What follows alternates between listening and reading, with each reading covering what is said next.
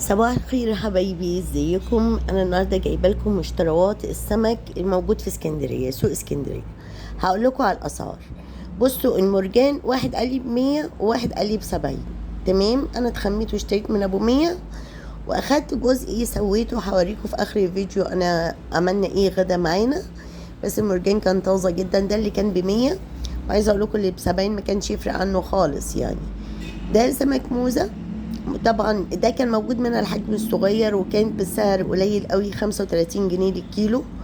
اشتريت 2 كيلو وقلت له ايه، حط لي كل كيلو في كيس لوحده. وبرده المرجان 2 كيلو وخليته كل كيس فيه كيلو لوحده. ده بقى سمك اللوط، جميل جدا. او الحجم ده الست كانت قاعده بشويه كده، وزنتهم لي طلعوا 2 كيلو ونص. انا خدتهم لقطه بصراحه ب 200 جنيه، يعني كيلو تقريبا واقف ب 80. طبعا كل ده اتنضف في السوق يعني. تمام، وبنعيد احنا بقى ليه شطفه هنا في البيت.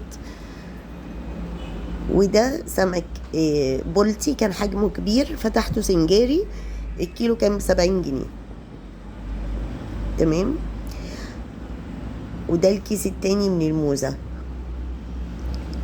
بصوا جميلة جدا. اخر الشهر بقى يعني 35 جنيه، يعني مش فلوس خالص، مع شوية رز، سلطة بطاطس، شطورة يعني.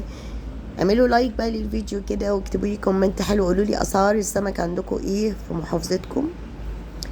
ده السردين البلدي مش المتلج، كان ب70 جنيه.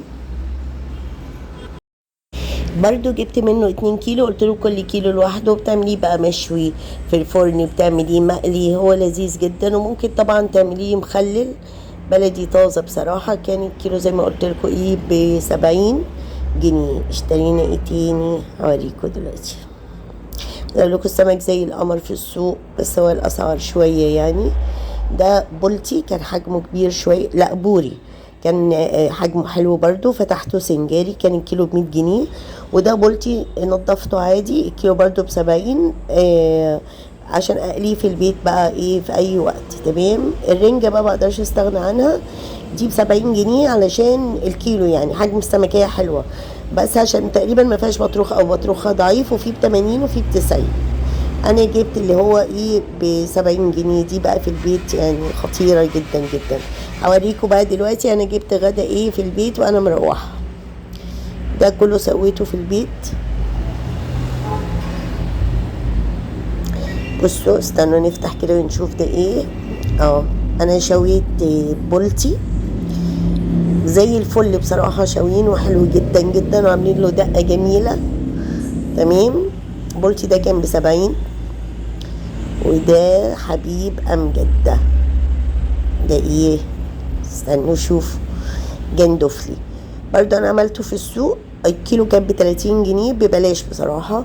بس هو المشكلة بصراحة بقى ايه، كان فيه شوية رملة، مع اني موصية الراجل جدا على موضوع الرملة ده. وده ايه، استنى نشوف، قولوا لي رأيكم، قولوا لي اتغديتوا ايه النهاردة. ده نوع من القشريات كده، قلت ان انا اجربه، والله لطيف، مش وحش.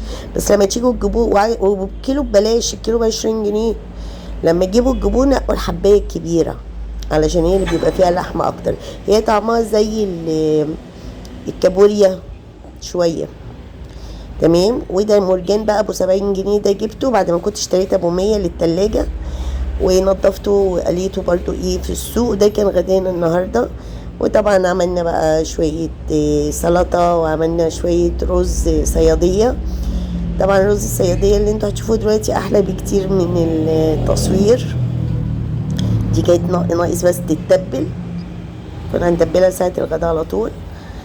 وده رز الصيادية، والله لونه احلى. طبعا البصلة دي محروقة، اللي بيطبخ عارف يعني. تمام. وده كان غدانا بعد ما رجعنا من السوق الحمد لله. اتمنى تعملوا لايك للفيديو، اكون سعيدة جدا. وتشرفوني بالاشتراك.